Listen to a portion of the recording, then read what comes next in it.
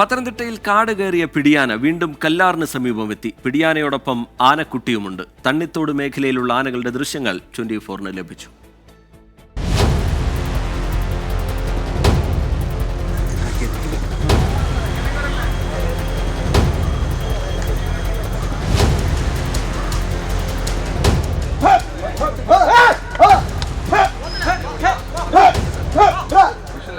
പത്തനംതിട്ട തണ്ണിത്തോട് അവശനിലയിൽ കല്ലാറിൽ ഒരു ദിവസം മുഴുവൻ കിടന്ന് കാട്ടാന കാടുകയറിയ ശേഷം കുട്ടിയാനയുമായി വീണ്ടും ജനവാസ മേഖലയിൽ എത്തുകയായിരുന്നു.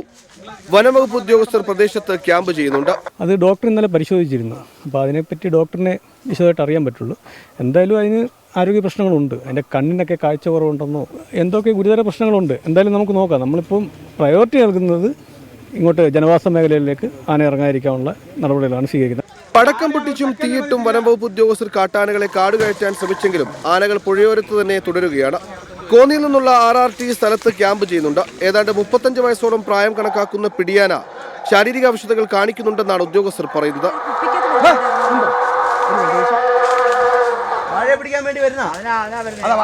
നിങ്ങൾ സുരക്ഷയോടെ മാറി. അങ്ങോട്ട് മാറണേ. അവിടെ കയറാൻ പറ്റില്ല. നിങ്ങൾ മേലോട്ട് കയറി പടക്കറിഞ്ഞാൽ മതി. നിങ്ങൾ മേലോട്ട് കയറണം. പുഴ മുറിച്ചു കടന്നാൽ തണ്ണിത്തോട് തേക്കുതോട് അടക്കമുള്ള ജനവാസ മേഖലയാണ്. ഇവിടെ ആനകൾ കയറാതിരിക്കാൻ ജാഗ്രത തുടരുന്നുണ്ട്. സഞ്ജയ് കുമാറിനൊപ്പം ശ്രീകുമാരൻ, 24 പത്തനംതിട്ട.